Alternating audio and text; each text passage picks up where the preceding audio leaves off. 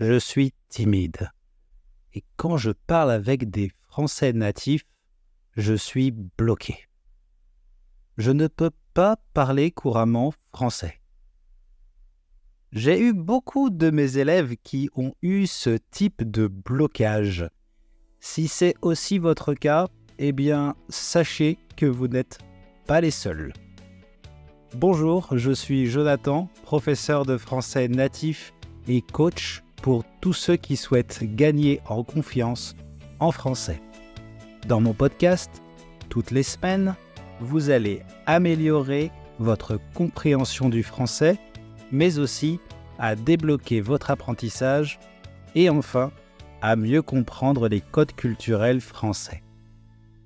Sachez que vous pouvez accéder à la transcription gratuite et aux flashcards sur mon site web www.tavieenfrançais.com. Et si vous avez un moment, vous avez aussi la possibilité d'évaluer ce podcast avec une étoile et un commentaire. Aujourd'hui, vous l'aurez compris, on va se focaliser sur comment gagner en confiance quand on parle français. Je vais vous donner des stratégies pour que vous puissiez surmonter votre timidité pour oser parler français. Et oui, les amis, c'est vraiment possible. Mais tout d'abord, laissez-moi vous partager une anecdote personnelle. Il y a 10 ans, je suis arrivé à Barcelone, là où je vis actuellement. Je me rappelle que je me trouvais souvent à devoir parler avec des natifs espagnols lorsque je sortais. Bon, parler, c'est un peu exagéré. Une fois, j'étais dans un bar tapas du centre-ville de Barcelone avec 5 amis de ma copine. Je ne connaissais personne. Elle me les présente et puis ils commencent à parler entre eux. Je ne comprenais rien.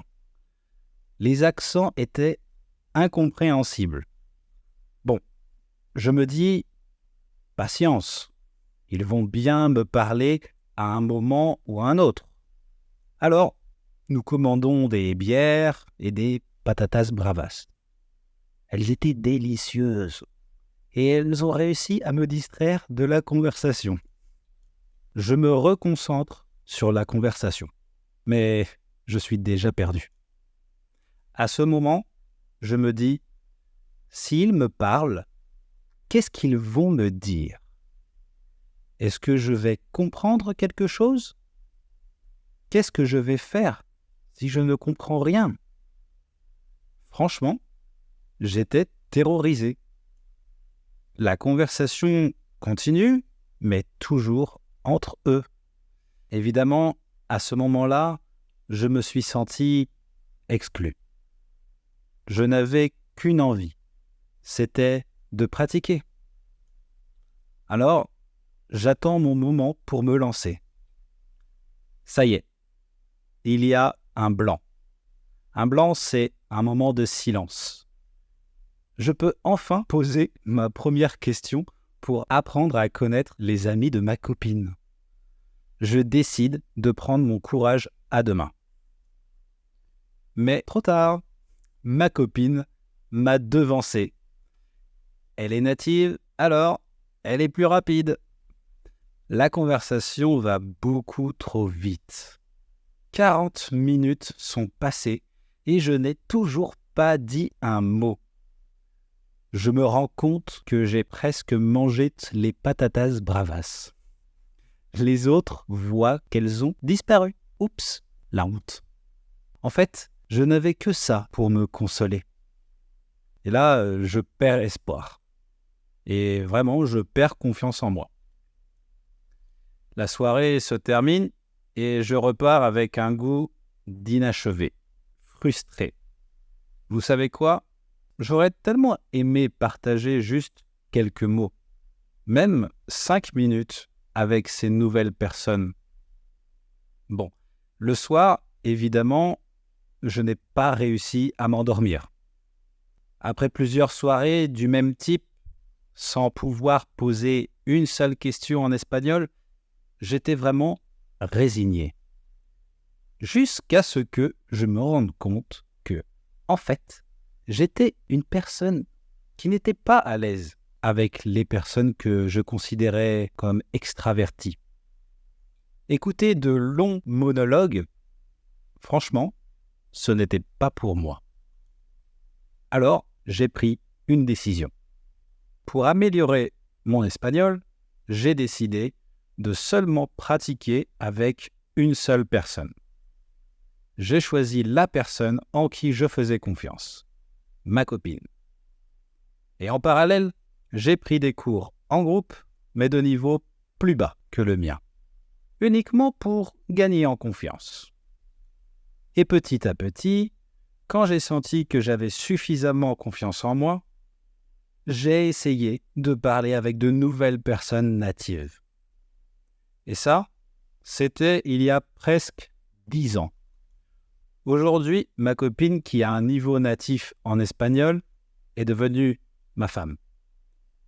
Et alors, pourquoi je vous raconte tout ça ? Eh bien, si vous aussi, vous apprenez le français et que vous faites face à ces mêmes blocages, je pense qu'il y a des choses à ne pas négliger. La première, c'est d'avoir beaucoup de patience. Parce que le changement ne se fait pas du jour au lendemain. Combien de fois je me suis forcé à essayer de devenir comme les autres, c'est-à-dire parler comme un natif le plus rapidement possible et essayer de parler plus que les autres pour avoir des amis, comme si c'était la solution. Comme moi, vous essayerez plusieurs fois la même stratégie avant d'en enseigner une autre. C'est normal. Ça fait partie du processus d'apprentissage. Il s'agit aussi d'accepter la situation. Quand vous prenez conscience que votre stratégie n'est pas la bonne, vous devez mettre votre ego de côté et vous dire que la situation est ainsi. Je suis une personne timide et introvertie, et en fonction de ça, je vais opter pour de meilleures stratégies. Pour moi, les conversations avec beaucoup de natifs en même temps, c'était usant. Alors, pourquoi me forcer ? Quand vous pensez que le meilleur est faire comme les autres, ça, c'est une erreur courante que je vois chez beaucoup de mes élèves. Si vous faites ça, vous aurez tendance à vous mettre des objectifs irréalistes. Il faut privilégier des choses simples. Vous pouvez commencer par les réseaux sociaux, les forums en ligne. Choisissez 2 ressources maximum pour ne pas être épuisé rapidement. Un bon professeur à l'écoute, c'est aussi dont vous avez besoin. D'ailleurs, si vous souhaitez parler de vos difficultés d'intégration en France, n'hésitez pas à m'écrire, j'en prendrai note pour vous offrir de nouveaux podcasts sur les sujets auxquels vous vous identifiez. Autre chose que je vous recommande de faire, c'est de faire une bonne préparation avant de pratiquer. Si vous choisissez d'aller dans un bar ou en classe avec votre professeur, la préparation va clairement vous aider à vous mettre en confiance, c'est certain. Il ne s'agit pas d'essayer d'écrire exactement ce que vous allez dire, mais vous pouvez juste penser et écrire 1 ou 2 choses que vous aimeriez partager pour commencer. Il y a toujours des nouveautés, des surprises. Rien n'est écrit à l'avance, bien sûr. Mais c'est un premier pas. Et un premier pas qui vous donnera confiance en vous. Tout ce que vous allez commencer à entreprendre ne veut pas dire que vous allez réussir à chaque fois. Peut-être que oui, peut-être que non. Ce que je veux dire par là, c'est que n'hésitez pas à essayer de nouvelles choses. Moi, j'ai fait l'erreur de me forcer à parler avec des natifs extravertis et j'ai compris bien tard que ce n'était pas la meilleure solution pour mon apprentissage. Alors, ayez cette ouverture d'esprit, cette flexibilité qui vous permettra d'essayer de découvrir quelle stratégie est la meilleure pour vous. C'est comme ça que vous allez apprendre à mieux vous connaître et prendre les meilleures décisions pour avancer dans votre apprentissage. Pour moi, le plus important au début, c'était d'acquérir de la confiance en moi. J'ai opté pour une stratégie en lien avec ma personnalité et mes besoins du moment. J'étais timide et apprendre avec une seule et même personne et éviter des groupes m'a été bénéfique. Et c'est un peu plus tard que j'ai décidé de sortir de ma zone de confort.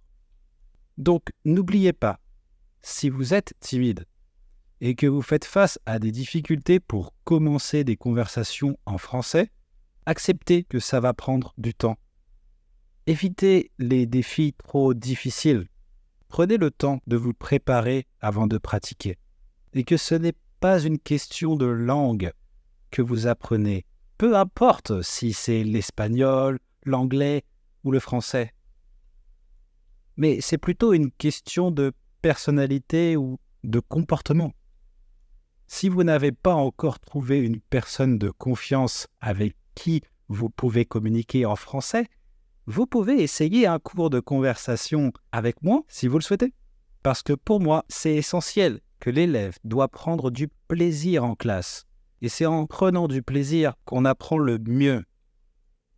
Voilà, on arrive à la fin de ce podcast. Je vous remercie sincèrement de m'avoir écouté jusqu'à la fin.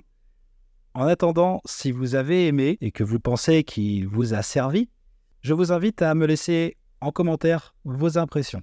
Ça me fera très plaisir.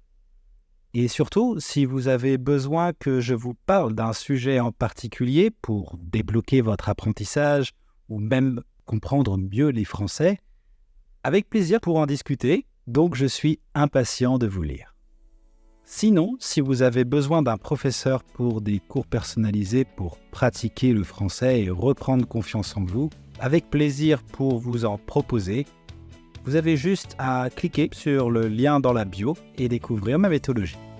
Voilà, c'est donc terminé. Je vous dis à la semaine prochaine pour un nouvel épisode de Ta vie en français. En attendant, gardez ça en tête, vous ne le savez pas, mais peut-être vous êtes déjà en train de changer. À la semaine prochaine les amis.